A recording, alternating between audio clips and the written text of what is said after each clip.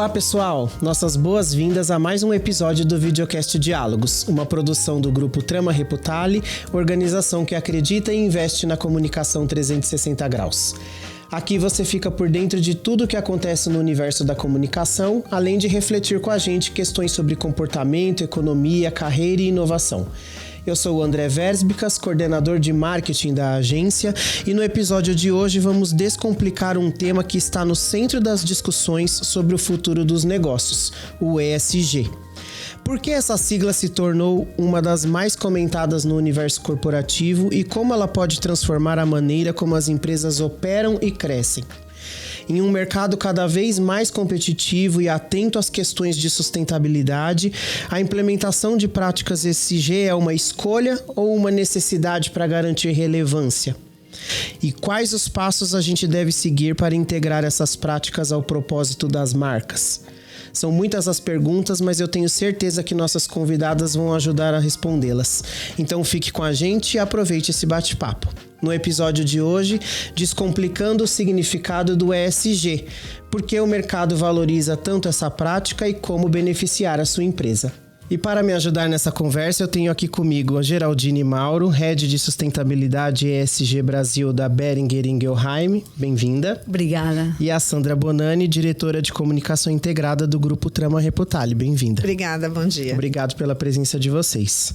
Antes de a gente iniciar o papo, eu queria que vocês se apresentassem um pouco, que vocês falassem a atividade que vocês desempenham nas empresas de vocês e como é a empresa, enfim.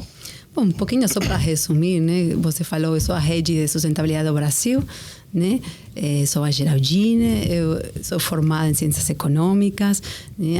Faz 13 anos que trabalho na Boehringer, né? Eu sou apaixonada pela empresa, é uma empresa familiar, não sei se todos vocês sabem, né? Mas é uma empresa que tem na Alemanha, no board de diretores, né? A família Boehringer em si mesma. Então, é uma empresa que tem uma cultura familiar muito forte, né? Onde nossa casa matriz, que é alemã, dá esse conforto, né, de família como centro de nossa cultura empresarial. Além de que somos uma companhia com foco em inovação e somos uma companhia, sobretudo, que tem um propósito muito forte, um propósito de transformar vidas por gerações, né? Então, só para complementar, a Boehringer, né, trabalha, né, em 130 mercados. Trabalha no segmento de saúde humana e saúde animal. Somos, no mundo, aproximadamente 53.000 colaboradores. No Brasil, uns 1.400, né? Então, a gente é uma companhia multinacional, né? Mas tem essa característica de tornar uma companhia familiar, né? Que é bem único dentro do mercado. Uhum. E o interessante é que é uma companhia que já nasceu com um propósito, né? Isso ajuda muito aí no teu dia a dia a manter a agenda ESG dentro da companhia? Totalmente, né? Acho que a agenda ESG veio, né, a nos trazer o que era mesmo nossa essência de companhia.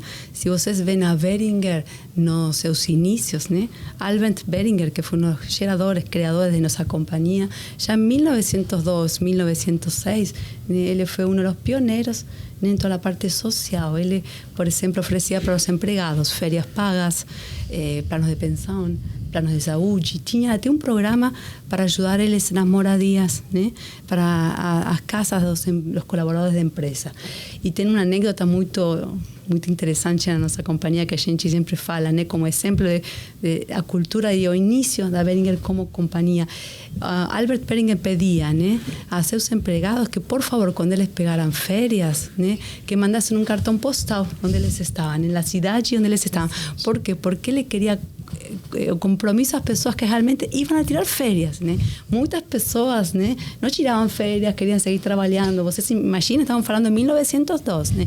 Muito tempo atrás, onde as condições sociais eram muito precárias na Europa, né? Antes de todas as guerras. Então, foi muito interessante, né, ver já essa cultura, esse compromisso de los criadores de nossa companhia. E assim é como trazimos o conceito de ESG até hoje em dia, né? Agora parece que ESG é um conceito novo, né? Está agora meio como de moda. Mas para nós é parte da nossa cultura dos inícios, né? A gente agora sim temos formalmente estruturas, times que trabalham em ESG com prioridade, mas vem uma construção de muitos anos, desde o mesmo começo da companhia. Maravilhoso. Sandra, comenta um pouco sobre o Grupo Trama Reputale, como você lá na agência faz essa conexão da comunicação com a ESG dos clientes. O Grupo Trama Reputale existe há 28 anos, né? Nós nascemos com o propósito de, por meio da comunicação, ajudar as empresas a se comunicar com os seus stakeholders. E o ESG sempre esteve dentro da nossa agenda, né? Nós sempre trabalhamos a questão do social, da governança junto aos nossos clientes. Porque as empresas privadas, elas também têm que ter um compromisso social, elas também têm que ter um compromisso com a sociedade, né? E nós ajudamos também a que as empresas encontrem esse propósito. Esse propósito que a Boehringer Ingelheim tem, nós ajudamos outras empresas a encontrarem o seu propósito de marca, os seus serviços para a comunidade, para a sociedade como um todo. Então, por meio da comunicação, tanto interna quanto externa, nós auxiliamos essas marcas a encontrar qual é a sua narrativa, qual é o seu propósito de marca e abrir um canal de comunicação junto aos seus stakeholders. Geraldine, para a gente começar, eu queria que você explicasse o que significa ESG e por que essa sigla tem ganhado uma relevância tão grande nesses últimos tempos. ESG é uma sigla que está formada por 3 palavras, né? E de environmental, né, que significaria ambiental em português. Essa é a parte social, que seria a parte social. E G é a parte de governança, né? Então, é uma sigla que eu chamo uma umbrella, gosto de falar, né? Uma umbrella de 3 pilares, né? Onde a gente entende que os 3 têm que ficar balanceados, né? Para prosperar a companhia no futuro. Esses 3 balanços, esses 3 pilares são o pilar social, o pilar ambiental e o pilar de governança, né? É uma mistura entre os 3 para poder prosperar na companhia no futuro. E quando a gente pensa, por que agora, né? Está todo el tiempo falando las personas en alta, o sea, está ESG por todos lados, né? É porque a gente tem consciência, né, de uma consciência ambiental muito mais forte. Se você põe a pensar, o que para nós agora é o aquecimento global, né, é algo que todo mundo sabe o que é. Talvez a gente pensa 15 anos atrás, 20 anos atrás, ninguém sabia o que era aquecimento global, ou nem sequer tinha importância. Não. Agora tem importância, temos uma consciência ambiental muito mais forte. Desde o aquecimento global, temos também cuidado com a biodiversidade, temos uma consciência sobre, por exemplo, a parte climática, né? A gente sabe qual é importante, né, cuidar o clima que está acontecendo nos lugares, o desmatamento, né? Aqui no Brasil, um país importantíssimo com o Amazonas, né? A gente sabe que tem que cuidar nossa natureza. Então, a consciência ambiental é fundamental, que temos agora, e por isso traz, né, essa relevância muito forte ao ESG. Outro ponto que eu acho importantíssimo é a pressão social. Por quê? Porque a gente já não pode, como empresa, olhar de lado e fingir, né, que a gente não tem nada a ver, a gente tem inequidade social e, problema deles. Não. Agora entende que a inequidade social dos países e do mundo é um problema de todos, né? E a gente, como companhia, como empresa, a gente tem que agir, tem que apoiar, tem que ajudar. Então, a parte social ficou uma relevância muito forte, né, onde a gente não se pode desligar, né? A gente não pode só fazer negócio, a gente tem que fazer, além do negócio, porque a gente não é uma ONG, né? Tem que poder contribuir na sociedade, né? Uma obrigação nossa poder ajudar e contribuir na sociedade. E o terceiro ponto que eu acho muito relevante também é que a gente tem que ter uma governança corporativa, empresas éticas, empresas com valores, onde fazem realmente negócios, mas negócios éticos, negócios que sejam dentro de uma linha, né? Que realmente respeitem leis, respeitem o que seria os monopólios, né? Então a gente tem que ser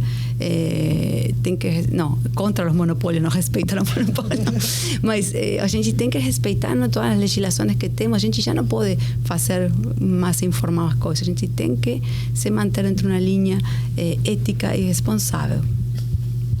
Sandra, qual que é o papel que a comunicação corporativa desempenha nessa promoção de tudo isso que a Geraldine comentou agora e na implementação mesmo de práticas de ESG dentro das empresas?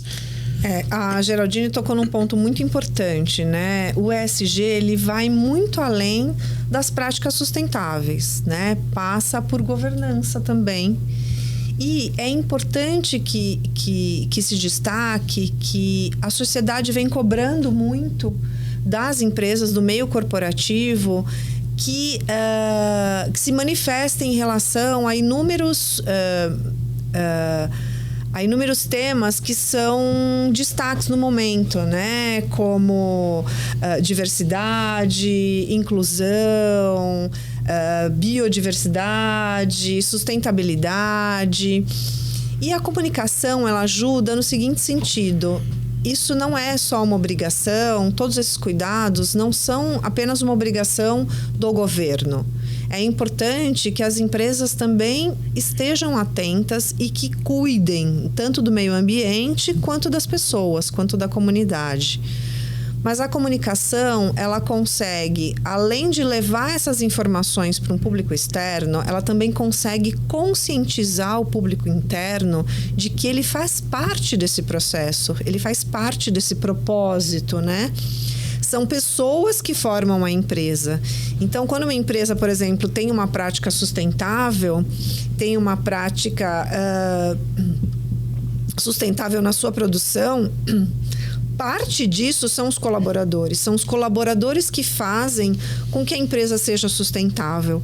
Então é importante que se leve por meio de storytelling, por meio de uma narrativa clara, objetiva, que leve a esse colaborador qual é a importância dele nesse processo. Ele faz parte disso e a empresa só consegue atender a agenda ESG se os colaboradores estiverem comprometidos com a empresa, né? Se o propósito for o mesmo, se o propósito de vida deles for o mesmo propósito da empresa.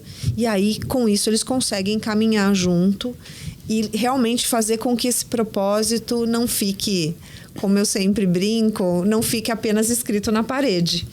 Que seja um propósito realmente de atitude de todas as partes envolvidas dentro da corporação.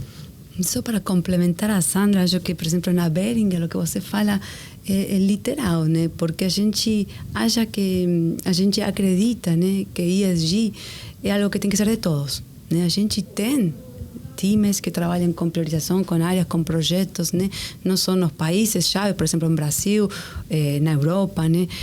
Nos Estados Unidos, a gente tem times espalhados de ESG no mundo, mas a gente firmemente acredita que o ESG tem que estar em cada colaborador, tem que ser no trabalho deles, tem que estar pensado, e não só pensando no trabalho, também na vida deles, né?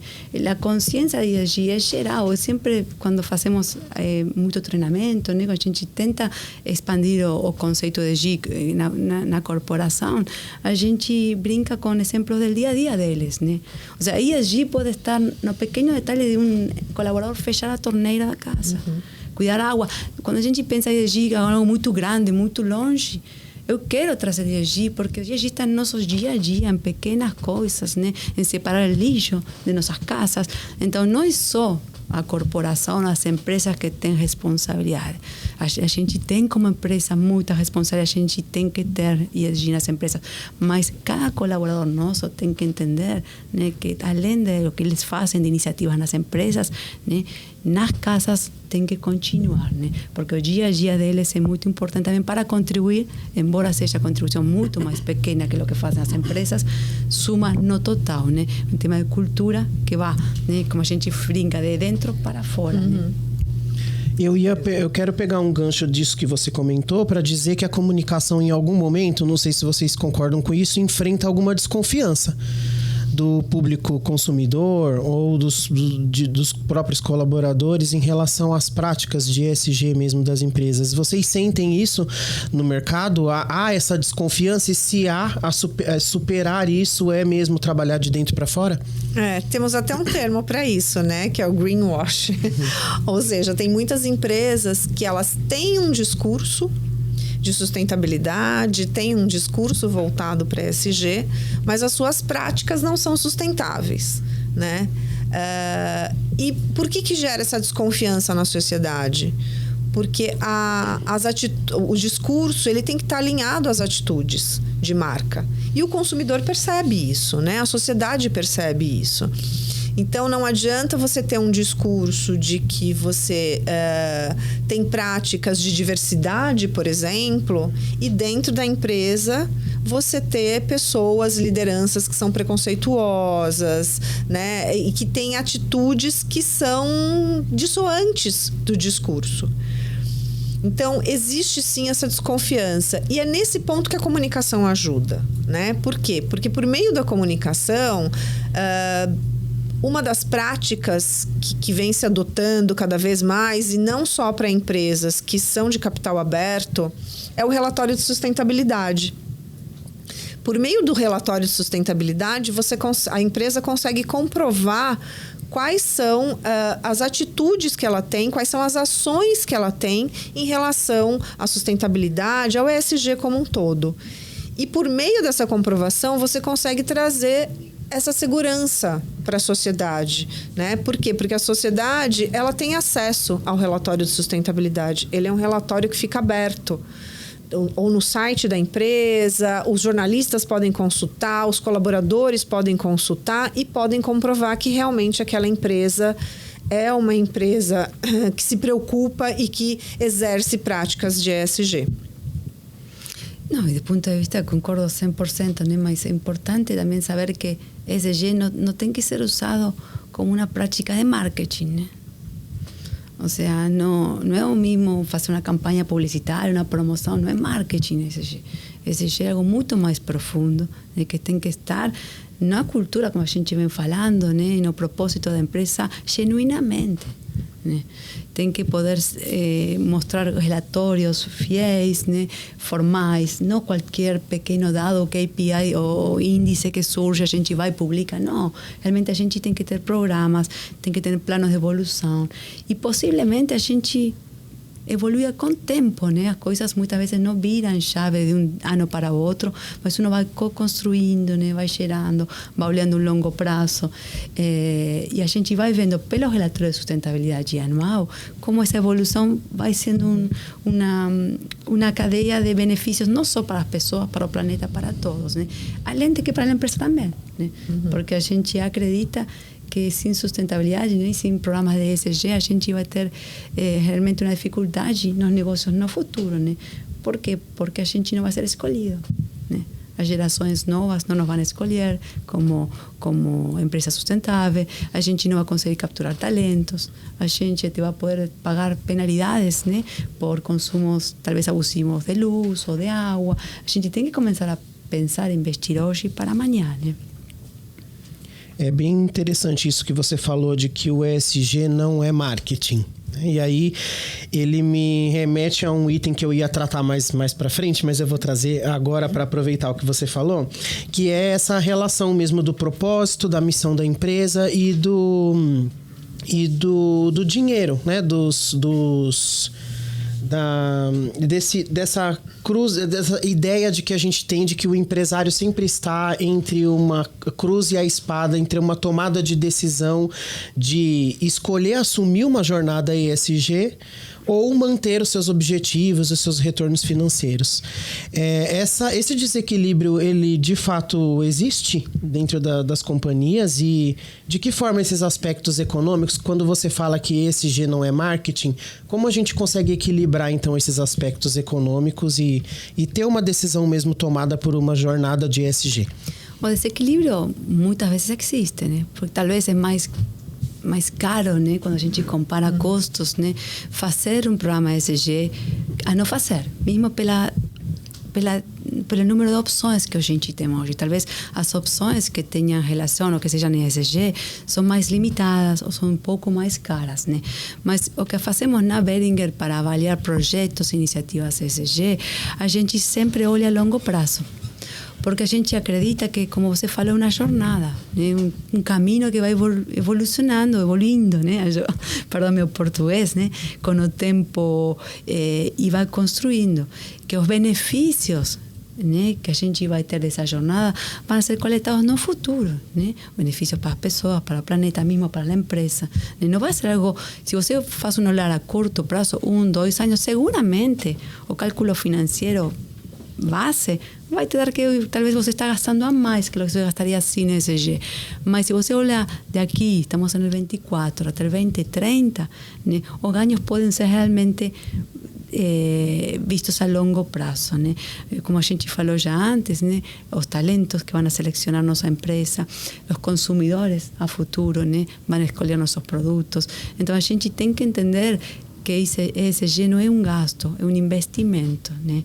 E não pode ser olhado a curto prazo, sempre longo prazo, porque mesmo quando a gente vai olhar, a gente tem que fazer esses planejamentos ESG pensando nas gerações futuras, né? A gente não pode olhar hoje como estamos fazendo as coisas, tem que olhar para nossas gerações e tentar deixar um planeta e uma sociedade melhor para eles, né? E Sandra, como que a gente equaliza então essa ideia de olhar para o futuro, que a Geraldine está comentando aqui, com a competitividade dos produtos, serviços e os negócios que as empresas precisam vender agora? É um ponto bem interessante, porque assim, como a Geraldine comentou no início, a sociedade vem cobrando esse posicionamento das empresas, né? E cada vez mais, quando a gente vai consumir um produto, a sociedade como um todo, ela não está mais preocupada só com o consumo daquele produto naquele momento. Ela está preocupada em qual é o impacto que esse produto vai gerar, seja no meio ambiente, ou seja para a saúde, enfim.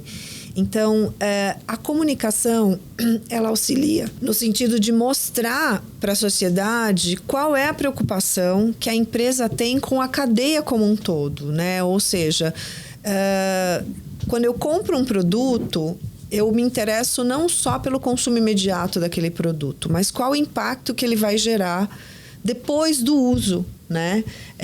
Eu trabalho com logística reversa, eu trabalho com materiais que são recicláveis, os meus produtos são criados a partir de reciclagem de outros materiais, né? Os meus produtos são criados não causando desmatamento. Então, é isso que a sociedade tem se preocupado.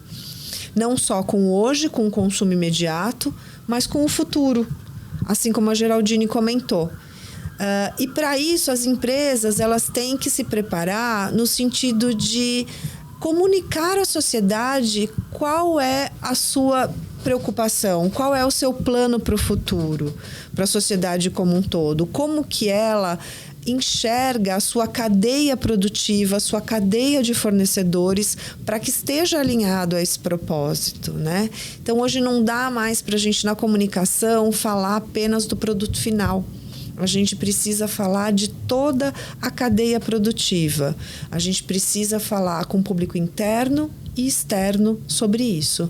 Mas principalmente abrir para um diálogo. Ouvir a sociedade, ouvir os colaboradores, porque eles podem trazer inúmeras inovações que podem ajudar nesse processo e que vão ser inovações sustentáveis e que vão trazer uma melhoria para a sociedade como um todo.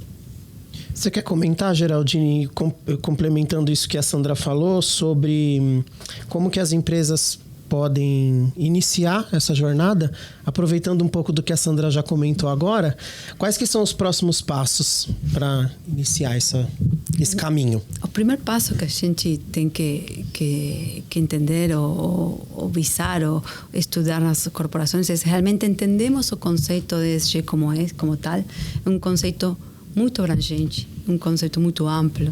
Então, quando começávamos a falar muito do termo, mesmo dentro da nossa empresa, muito relacionado a ESG só a parte ambiental, né? Então, isso é um pilar, é importante, mas não só ambiental. Tem outro pilar social que é muito importante, um pilar econômico. Os três têm que estar balanceados. ¿Para quê? Para ter um futuro próspero da companhia. Então, primeiro é entender o conceito como um todo, né? Todo o que abrange esse conceito.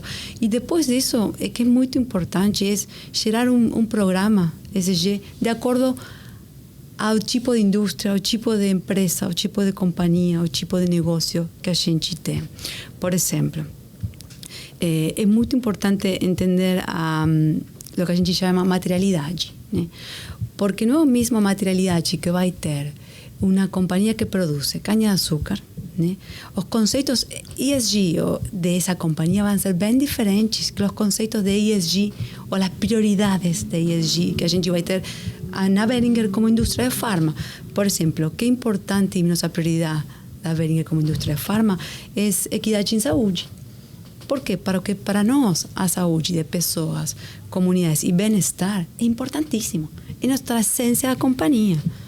Então, isso é o que consegue gerar um programa, uma estrutura de trabalho e um planejamento de ESG de acordo às nossas prioridades. Seguramente as prioridades que fabrica caña-de-açúcar sejam outras.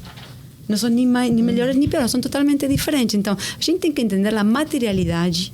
E uma vez que a gente entende a materialidade da sua empresa, da sua indústria, né, que é importante no ESG que vocês consigam implementar, aí vocês avaliam a maturidade. Ou seja, quão maduro, quanto estou avançado em todas estas prioridades de ESG dentro de minha companhia. Porque aí você consegue entender, em esta iniciativa que deveria ter, estou em zero, putz, tenho que fazer algo, tenho que trabalhar nisso, tenho que começar, tenho que investir. Em outra, talvez estou mais em meio, né? Então, não estou tão mal. A gente analisa as diferentes iniciativas e vê quão maduro a gente está em cada uma delas e aí vai progredindo e faz um plano, como falávamos antes, né? Longo prazo. Esses planos não vão ser que a gente vai mudar a companhia de hoje em um ano. A gente tem que ir progressando e essas metas têm que ser objetivos claros, definíveis e o mais importante é que sejam quantificáveis. Porque a gente tem que poder medir. Eu faço uma iniciativa A, B ou C. Como é o meu resultado? O que é o que espero ter daqui a 5 anos? É difícil, muitos conceitos sociais são difíceis de medir, mas tem que achar métricas que sejam realmente e que demonstrem a mudança social, né? o impacto que a gente está tendo. E os planos de ESG não são fixos. Evoluem com o tempo. Você vai gerando iniciativas e logo se dá conta que faltou alguma outra, ou logo se dá conta que uma iniciativa talvez já está completa, vocês precisam trabalhar mais em outra área. É uma evolução constante, não pode ser fixo. Vocês vão aprendendo, vão mudando, vão fazendo, né? Nós, dentro da Boehringer, temos um plano de ESG que se chama SD4G, que é em inglês, que significa Sustainable Development for Generations, que em português seria Desenvolvimento Sustentável por Gerações. Esse é o nosso plano de trabalho matriz, né? Onde a gente tem as iniciativas dentro e a gente trabalha, né, para dar seguimento e evolução nessas iniciativas. A Geraldine fez um comentário que é bem importante a gente destacar. A sustentabilidade, ela não passa só pelo meio ambiente. Ela passa por uma sustentabilidade econômica, uma sustentabilidade social. Ou seja, todos esses processos, eles têm que ser sustentáveis para que a companhia consiga continuar com os seus projetos e também que ela consiga sustentar a companhia para continuar gerando empregos, continuar gerando oportunidades de negócios para a sociedade como um todo, né? Então, o conceito de sustentabilidade hoje, como a Geraldine bem disse, ele é muito mais do que só o meio ambiente. Ele passa por econômico, ele passa pelo social, tudo tem que ser sustentável para que a empresa consiga perpetuar o seu propósito. Eu quero incluir a liderança agora na nossa conversa e entender de vocês qual que é o papel dos líderes, né, das empresas, não só dos CEOs, mas de todas as camadas de liderança das empresas na condução de todo esse processo que vocês têm comentado aqui, nos reforços de comunicação, no alinhamento das equipes. A governança, ela é uma responsabilidade da liderança? Totalmente. Acho que a liderança tem que estar envolvida desde o início, né? E tem que ser parte de los que levem, né, a cultura de propósito da empresa. né? A liderança tem que ser uma guia, né, para todos os colaboradores, né, onde eles vão entendendo, né, essa guia, esse caminho que tem que ir trilhando, né? Mas é muito importante a comunicação, a educação. A gente tem dentro da Behringer, temos feito workshops, temos feito reuniões fechadas, temos feito até jogos, né, onde a gente tenta mostrar a sustentabilidade, né, o ESG, de uma forma muito mais dinâmica, de uma forma diferente, levando exemplos como o que a gente falou, que vão muito além da empresa, no dia a dia, né? Como eles podem ser sustentáveis entrar em suas próprias casas, né? Tentando desmistificar essa sigla ESG tão grande e tão longe, né? Não precisa um grande projeto. Pode ter grandes projetos, sim, bom, mas além disso pode ter coisas pequenas que também sumam e que também ajudam, né? E a liderança é chave, né? Eu acho que eles têm que acompanhar e a palavra foi acompanhar, não é fazer. Acho que é muito importante que eles acompanhem na jornada e que eles transmitam que ESG é um conceito de todos. Até a pessoa que faz o trabalho de mais início numa companhia até o CEO. Todos, cada um de nós temos que entender que somos responsáveis nesta jornada. É isso aí. Um líder que é orientado por ESG é um líder que ele foca nas pessoas, né? Ele foca no ser humano e não só no resultado financeiro, que é esse equilíbrio aí sustentável que a gente está falando, né? E o líder ele tem que considerar não só o impacto financeiro, mas o social, o ambiental, em todas as decisões que ele vai tomar. E a Geraldine disse muito bem, o líder ele é o principal responsável por disseminar a cultura da marca, por disseminar as mensagens-chave e o propósito da marca. Então, a responsabilidade dos líderes, ela é tão grande quanto a da companhia como um todo, né? Ele tem que, como a gente sempre fala, ele tem que dar o exemplo. E o exemplo em todos os aspectos, tanto na sua vida profissional quanto na sua vida pessoal. Afinal de contas, todos somos produtores de conteúdo hoje em dia, né? Estamos nas redes sociais. E aí um discurso de um líder que não se fortalece na vida pessoal acaba caindo por terra e isso acaba trazendo uma insegurança para os seus liderados. Então, o líder focado em ESG e focado em fortalecer essa narrativa sustentável de ESG da marca, ele é um líder que ele tem mais destaque e tem mais reconhecimento dentro da corporação e perante seus colaboradores. Posso trazer um exemplo de uma liderança, né? Nesse caso, por exemplo, pensemos a gente tem um caso de negócio, né?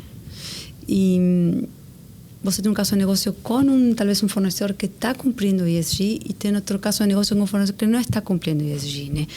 O caso de negócio com o fornecedor que está de acordo com ESG, talvez o custo é um pouco maior, né? Então, o que tem que fazer o líder nesse caso, né? O líder que está comprometido, que entendeu, que realmente está formado e que prioriza ESG, ele tem que, em lugar de olhar friamente o número de um caso versus outro, ele tem que pedir para seu colaborador, vamos fazer uma projeção desse caso de negócio a longo prazo. Eu quero ver a longo prazo como a gente consegue contribuir em outras coisas. Por exemplo, se a gente tem investimento na planta de Paulínia, né, para coletar água de chuva. E seguramente, quando a gente levou o caso de negócio de água de chuva, né, era mais caro investir nisso que não fazer nada. Ou talvez fazer algo ou talvez, não sei, conseguir um desconto na nota fiscal de água, né? Mas esse projeto de ESG da coleta de água de lluvia, se você projeta durante o tempo que a gente consegue utilizar longo prazo, você termina poupando muito custo de água, né? Porque termina reutilizando essa água dentro do circuito interno da planta de Paulínia. Então, se você olha a curto prazo, um líder engajado tem que pedir sempre longo prazo. Vamos olhar o benefício de nossas ações a longo prazo. Então, isso é o que é importante da liderança, né? Porque muitas vezes as decisões são parte da liderança. né? Então, poder que esse líder explique, né, por que tem um custo maior e poder explicar com um racional de ESG é importantíssimo, né? Porque a gente pode ter, talvez, pessoas que trabalham e façam projetos, mas se não são, né, aprovados, a gente fica em uma frustração também muito grande, os colaboradores, né? Então, a liderança é chave, não só para educar e para passar nossa mensagem ESG, além disso, para realmente executar. Você tem comentado bastante aqui ao longo do episódio que há uma necessidade das empresas mesmo de desmistificar essa grandiosidade do conceito de ESG, né, para traduzir para práticas diárias. É esse mesmo um dos desafios que as empresas precisam se atentar, traduzir essa sigla e tudo que ela representa para as práticas diárias mesmo do colaborador ali no dia a dia? A gente tem que encontrar, né, dentro das empresas como fazer, né, que as iniciativas vão se misturando com os trabalhos normais dos colaboradores, né? Eu falei um pouquinho que a gente tem uma estrutura, né, que se llama SD4G, Sustainable Development for Generation, que es nuestra estructura de trabajo estratégico de ESG dentro da Behringer, né? Essa estrutura tem 3 pilares, né? Tem o pilar de mais verde, que es relacionado con foco obviamente no planeta, né? Toda a parte dos projetos que tem mais relacionado com ecologia, gestão de lixo, água limpa, carbono zero, né? Luego temos outro pilar que é o pilar mais potencial, que é o pilar das pessoas, comunidades, onde a gente tem os programas de diversidade e inclusão, temos os programas de voluntariado, temos também programas de empreendedorismo social, né? E logo temos nosso terceiro pilar, que é mais saúde, que é totalmente nossa prioridade, né? Que tem que ver com nosso propósito como empresa, né? Que é onde a gente tem programas de diagnóstico, programas onde a gente tem estudos clínicos, né? Onde a gente tenta fazer a diversidade e inclusão dentro de estudos clínicos, temos programas de inovação de medicamentos para doenças não transmissíveis, mas o importante é que se você vê esta estrutura estratégica de ESG que a gente tem na Behringer, como está intercalada nas diferentes funções. Não é em uma área só, a gente trabalha com toda a companhia, porque, por exemplo, a parte de a gente de carbono zero em Paulínia, na planta de Paulínia, né? Então toda a parte fabril está envolvida de uma forma sustentável, né? Com todas as iniciativas sustentáveis. Logo temos diversidade e inclusão com nossos programas, né? Onde a gente trabalha diferentes aperturas para ter uma companhia mais diversa e inclusa. Temos o programa de voluntariado, né, onde a gente faz mentorias, né, programas de inglês. Eu mesmo participo, né, dando aulas de inglês, dou meu tempo para Cidadano Pro Mundo, que é uma ONG, né, onde a gente doa nosso tempo para poder apoiar crianças a jovens que não tiveram inglês na escola ou que precisam melhorar o inglês para entrar no mercado laboral. Então, é muito importante que esteja permeado em toda a companhia. E o último pilar nosso, saúde, que envolve tudo, né? Nosso negócio, nosso centro de negócio como indústria de farma. Então, a gente tem disseminado na companhia, né, diferentes programas, diferentes iniciativas, e é parte de um todo. E termina sendo parte do dia a dia mesmo de nossos colaboradores, né? O Sandra Geraldini comentou aqui já sobre alguns benefícios, né, que ela tem tangíveis dentro da Behringer Ingelheim, que já são visíveis, que ela já sente. Conectar todos esses benefícios, essas iniciativas da empresa e vincular com essa jornada de ESG é um desafio da comunicação, né? Interna e externa dessa empresa. Sim, é um grande desafio, porque a gente precisa, na comunicação, dar lastro para tudo isso que ela está dizendo, para todas essas iniciativas, né? E a comunicação auxilia muito nesse processo, porque a gente pode contar essas histórias por meio da comunicação, tanto interna quanto externa, e fazer com que essas histórias sejam conhecidas do público de forma geral. E não só conhecidas do ponto de vista de marketing, né? Como a Geraldine falou, mas para que sejam conhecidas, para que outras pessoas também possam acessar, possam ter acesso a essas iniciativas que são feitas pela companhia, né? Possam usufruir dessas iniciativas. Porque pode ficar solto, né? Ela comentou sobre diversidade e inclusão, sobre o investimento na captação de água da chuva. Tudo isso, se não for amarrado dentro de uma jornada de ESG para o consumidor e para o próprio colaborador entender, fica tudo solto, né? E aí precisa de uma amarração, o papel da precisa comunicação, conectar tudo isso. Com propósito, com tudo, né? Agora, que orgulho, né? Quando uno vê nossos programas passando o tempo evoluindo, né? Quando a gente pensa em benefícios, né?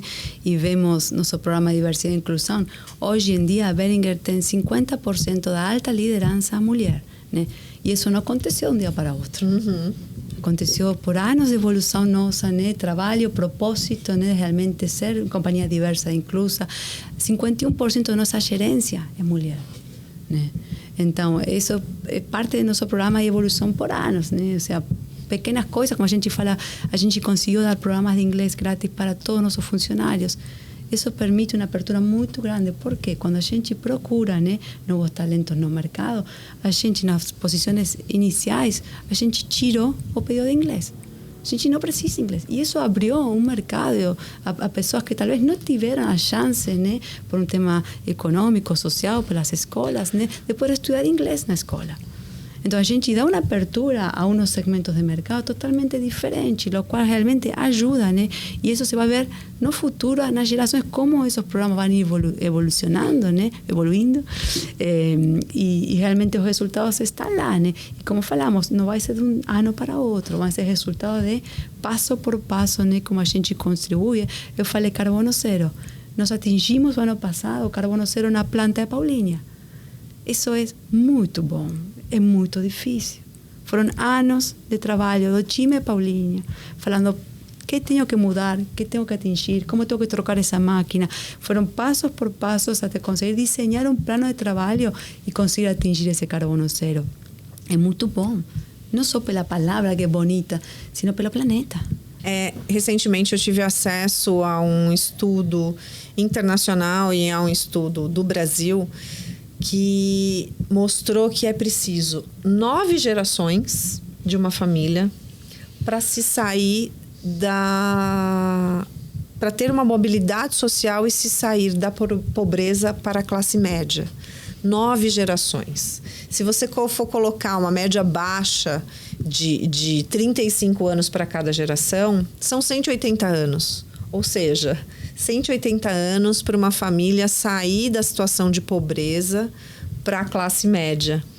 Então, o papel das empresas nessa mobilidade social é imenso. Programas como esse da Behringer, que são programas de estudo, que possibilitam que as pessoas tenham acesso ao estudo de outros idiomas, é extremamente importante para a sociedade como um todo e ajuda a sociedade nessa mobilidade social, né? Porque muitas famílias de 6, 7 filhos, a gente acaba vendo que uma pessoa tem acesso à universidade, uma pessoa tem acesso a outro idioma, né? E antes isso era esperado apenas do governo. Hoje a gente vê uma movimentação grande das empresas em ajudar nessa mobilidade. E é um trabalho extremamente importante e de longo prazo, e que a gente vai colher os frutos disso daqui a 20, 30 anos, outras gerações vão colher, né? Um pouco que falamos no começo, né? A gente, como empresa, não pode olhar mais de lado e fingir isso não é para mim, isso não. A gente tem que tentar colaborar. Nada vai ser de 0 a 100% de um ano para outro, mas sim temos uma responsabilidade social e sim temos que agir, né? E pequenas coisas podem realmente mudar a vida de pessoas, né? Como, por exemplo, tirar, né, apagar o inglês dentro de uma solicitude de emprego, né? Porque você dá chance a muitas mais pessoas. Eu acho que eu li uma notícia que era, não sei se é muito baixa a porcentagem de pessoas que falam realmente inglês no país. Então, imaginemos, né? Acho que não sei se era menor a 3%, algo realmente baixo. É um país enorme, né? Então, imaginemos a possibilidade que isso amplia, né, o universo de talentos. E que realmente temos muito talento fora, mas talvez não tiveram oportunidade, né, na vida, né, por a inequidade social que temos no país, de poder realmente chegar a empregos que mudem a vida deles, até das famílias também, né? Sim. Você comentou, Geraldine, sobre alguns frutos, né, colhidos aí a mais de 50% da liderança, gerência feminina, o inglês para todos, a redução da fila de espera em saúde. Quando você olha para tudo isso e vê o passado, quais que mudanças culturais, estruturais você viu, você presenciou a empresa adotando para que essas práticas hoje sejam colhidas? Um pouco, né, o que a gente vem já se falando, né? A gente tem dados, né, como o que falamos, 50% da liderança, 51% na gerência, carbono zero, temos gestão de lixo eficiente, os programas Abraçar, que é a parte que a gente tem para apoiar diagnóstico em doenças respiratórias. Temos outro programa que acho que não mencionei, que se chama Angels, que é um programa onde a gente apoia e treina e educa profissionais e hospitais, profissionais de saúde, né, e hospitais para a detecção de AVC, né? Isso salva a vida diretamente, né? Então, quão importante é ter programas, planejamento, estratégias, né? Porque os resultados vêm, com o tempo vêm, né? E você vai vendo como vai coletando os frutos, né? Isso é um pouco o que falava a maturidade, né? A gente tem diferentes iniciativas com diferentes níveis de maturidade, né? E a gente vai evoluindo passo a passo, vai fazendo um planejamento a longo prazo, né? 2030 vai ser um ano muito importante para todos nós, né? Por quê? Porque, por exemplo, na Europa, nos Estados Unidos, vai ter muitas regulações, né, que vão ser reportadas publicamente, nossos relatórios de sustentabilidade. Então, como, né, isso vai impactar a partir de 2030 a imagem nossa, né, como companhia? Estamos realmente fazendo uma jornada ESG que tem resultados. A gente não pode implementar isso, vou esperar até 2030 para fazer. Não, hoje já tem que estar fazendo para coletar os resultados para o 2030. A gente falou de negócio próspero, né? A gente tem que entender que ESG veio para ficar. Não é uma moda passageira, algo bonito de ter. É uma escolha que você tem que fazer hoje para amanhã. Uma escolha muito importante, porque se você amanhã não tem ESG nas empresas, você pode ficar sem negócio, né? Já falamos, né? Talentos, clientes não vão escolher, né? Meu filho na escola, já está na escola primária, né? Ele já está sendo instruído, educado. Mamãe, vamos a reciclar isso. Mamãe, este material não. Ele lê. Eu fiquei surpresa. Ele lê os envases das coisas que consome. Olha o que tem isso, mãe. Mas isso é minha geração, que sou mais velha, bem mais velha. Ou seja, não existia. Sim. Não tínhamos cultura, não tínhamos nem sequer pensado, né, nisso. Então, imagina meu filho hoje, de 11 anos, dentro de 20 anos vai ser um consumidor super ativo. Então, a gente tem que entender que essas gerações vão ter uma forma de pensar e uma forma de enxergar o planeta e a vida diferente que a nossa. Até acho bem melhor que a nossa, né? Assim, nós fomos um pouco aprendendo com o tempo, mas acho que até melhor as gerações futuras, a consciência ambiental, consciência social, né? Então, acho que isso vai mudar muito. Sandra, você já comentou no início do episódio sobre o relatório de sustentabilidade, né? Que é uma das possibilidades aí das ferramentas de comunicação. Como o Grupo Trama Reputalia é uma agência 360, eu queria que você falasse um pouco sobre outras ferramentas, por exemplo, o contato das empresas e dessa jornada de ESG com jornalistas, com influenciadores digitais. Quais outras ferramentas a gente pode adotar na estrutura de comunicação para deixar essa jornada de ESG das empresas mais clara? Eu acho que eu destacaria assim 3 pontos que são bem importantes para dar voz para essa jornada, né? A primeira delas, com certeza, é a publicação de relatório de ESG, né? Isso faz com que todos os detalhes, todas as ações, os compromissos da companhia, eles fiquem acessíveis para a sociedade como um todo. Ser transparente nas suas práticas de ESG é o ponto principal, é o ponto mais importante, e é por meio a comunicação que faz isso, é a comunicação que leva essa transparência a esses pontos, né? Um outro ponto importante é a parceria com ONGs, com instituições que tenham uma correlação com o negócio da companhia e que podem ajudar essas companhias a conseguirem desenvolver um plano de ESG que seja mais sustentável, né?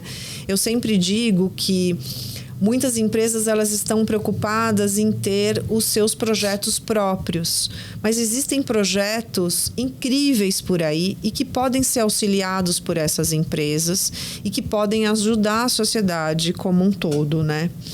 E essa colaboração, essa cocriação aí com essas ONGs, ela é essencial para abrir caminhos, né? Para gerar impactos, para gerar oportunidade que ainda não foram estabelecidas, né?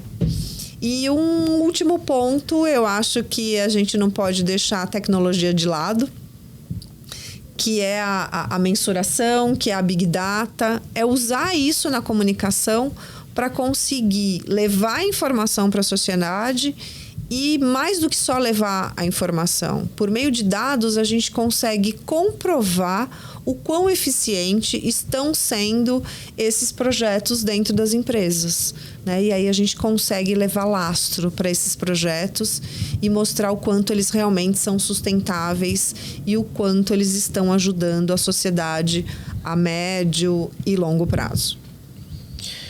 Já estamos chegando ao final do nosso episódio, mas antes da gente terminar, eu quero que vocês apontem aqui, na visão de vocês, quais tendências, quais os movimentos, o que vocês esperam de um futuro nessa construção dessas políticas, como que as empresas podem se preparar para essas mudanças. Um pouco o que veníamos falando, né? Dando continuidade, a gente tem que começar hoje, né? Não é algo que a gente pode deixar para amanhã, porque é um caminho longo, um caminho de evolução constante, né? Onde a gente vai ter que ir progressando para poder ir construindo passo a passo, né, as diferentes iniciativas que a gente considera prioritárias dentro das companhias, né? A gente tem que começar a pensar, tem que começar a avaliar, tem que se informar. O Brasil está muito avançado, né, legislação dentro de lo que seria ESG, está quase no nível de Estados Unidos ou mesmo Europa, é um dos países que realmente está com foco em ESG, tem constantemente novas legislações que estão surgindo, né? Então tem que se manter atualizado. As legislações, muitas que hoje temos em dia no Brasil, vão virar mandatórias, né, em 2026. Então vai virar uma chave muito forte, sobretudo para as companhias de capital aberto, né? Então a gente tem que entender o que era optativo hoje, já para muitas companhias vai ser mandatório a partir do 26, né? E isto vai só crescendo, né? Logo vai ser outras legislações mandatórias para nós, logo vão surgir penalidades. Então a gente tem que começar, né, uma agenda ESG nas companhias, nas empresas, para realmente não só pensando no planeta, nas pessoas, sino pensando realmente na companhia próspera, né, que seja sustentável economicamente no futuro. Sandra, quais os desafios do futuro para essa agenda? Eu acho que os desafios são imensos, né? Porque é como a gente estava comentando aqui desde o início, nós estamos ainda num processo, né? ESG não é algo novo, mas muitos estão acordando ainda para essa agenda. Então, existe ainda um longo caminho para a gente percorrer. Mas, do ponto de vista de comunicação, eu acho que o principal é estar aberto para o diálogo, é ouvir, né? Eu acho que se as empresas começarem a ouvir mais a sociedade, os seus colaboradores, os seus stakeholders de forma geral, elas vão conseguir encontrar esse caminho de uma forma mais fácil. Porque, falando aí das novas gerações, eles estão mais abertos a colaborar com isso, a ser colaborativo com as empresas, né? Então, quando você se abre para o diálogo, você consegue enxergar que as iniciativas elas podem ser mais fáceis de serem executadas quando você tem essas parcerias, sejam com organizações não governamentais, sejam com o governo, sejam com comunidades, com a sociedade como um todo, né? Eu acho que é a união que vai trazer bons resultados. É nisso que eu acredito. Ouvir, abrir para o diálogo e a gente se preparar para juntos conseguir construir aí um futuro melhor para todo mundo, para as empresas, para a sociedade e para o planeta. Para próximas gerações, né? Exato. Muito bom. Obrigado pela presença, Geraldine. Obrigado, Sandra. E assim encerramos mais um episódio do Videocast Diálogos. Obrigado por ter ficado com a gente até aqui. Você pode se inscrever no nosso canal do YouTube, @Trama Comunicação, e rever alguns episódios, assistir coisas que a gente tem lá bem bacanas. Você também pode acompanhar o Diálogos nas plataformas de áudio da sua preferência. Obrigado por ter ficado até aqui e até a próxima. Tchau!